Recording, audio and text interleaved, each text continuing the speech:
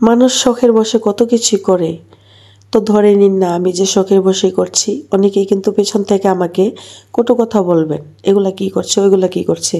তো সেগুলো আমি কান দিচ্ছি না, কারণ যে যাই বলুক আমার সংসার তো আমি সামলাচ্ছি, তাহলে আমি আমার কি কাজ করব না করব সেটা আমি দেখি। আসলে পিছনে যারা যেটাই বলুক না কেন, সামনে এসে কিন্তু কেউ কিছু বলবে না, এটাই নিয়ম। দুনিয়ার বাস্তবতা কি জানেন? যারা আপনার পিছনে অনেক মানে কটু কথা বলছে, তারা কিন্তু আপনার সামনে এসে কিছুই বলতে পারছে না।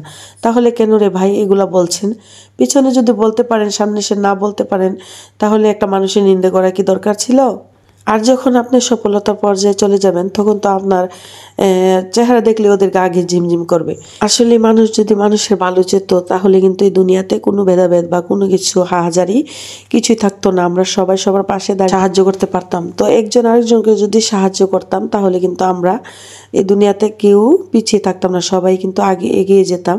তো যাই হোক, একটা মানুষের কিন্তু সংসারে তার অনেক অবদান থাকে। তার মধ্যে কিন্তু একটা নারীর অবদান বেশি থাকে, কারণ একটা নারী যদি সংসারে না থাকে, সকাল থেকে সন্ধ্যা অবধি তার অবদান বা তার পরিচালনা ঠিকমতো না করে, সেই সংসারটা দেখবেন এলোমেলো হয়ে যাবে। তো আর সেই নারীর কিন্তু স্বপ্নটা একদম বেশি থাকে, কারণ তার স্বপ্ন অথবা তার একটা ভালো কিছু করবে, তার সংসারটাকে মনের মতো করে গুছিয়ে রাখবে, সেটা কিন্তু একমাত্র নারীরই স্বপ্ন থাকে। তো সেই স্বপ্ন কি নারীরা বাস্তবায়ন করতে পারে? তার পিছনে যদি একটা হাত থাকে অথবা একটা সাপোর্ট দেওয়ার মানুষ থাকে, তাহলে কিন্তু এই স্বপ্নটা বাস্তবায়ন করতে একদম সহজ হয়ে যায়। তো আমার সংসার জীবন কিন্তু শুরু হয়েছে প্রায় 15-16 বছর হয়ে গেছে। তো আর আমি ছোট্ট বাবার সাথে থাকি প্রায় 10-11 বছর হয়ে গেছে। এখনো কিন্তু পারিনি আমার সংসারটাকে আমি মনের মতো করে সাজিয়ে নিতে। কারণ বাধা একটাই, আমি একদম নিম্নবিত্ত ফ্যামিলির একটা মেয়ে। আমার স্বামীও কিন্তু অল্প বাজেটে চাকরি করে।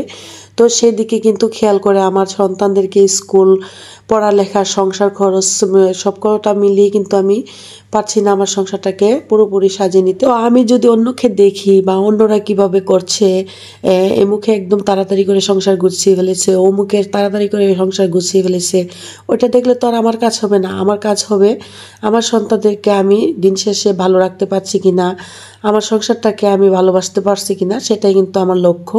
তো সেদিকে লক্ষ্য রেখেই কিন্তু আমি আমার সংসার করে যাচ্ছি। আলহামদুলিল্লাহ 15-16 বছর ধরে আমি সংসার করছি। বাকি জীবনটা যেন আল্লাহ তাআলা আমাকে সুন্দর করে সংসার করার তৌফিক দেন, আমিন। আর স্বামীর অল্প টাকা দিয়েই কিন্তু স্বামীর সংসারকে গোছানোর চেষ্টা করছি, আর নিজের স্বপ্নকেও বাস্তবায়ন করার চেষ্টা করছি। তো বাকিটা কিন্তু আমি উপর আল্লাহর হাতেই ছেড়ে দিয়েছি, আলহামদুলিল্লাহ।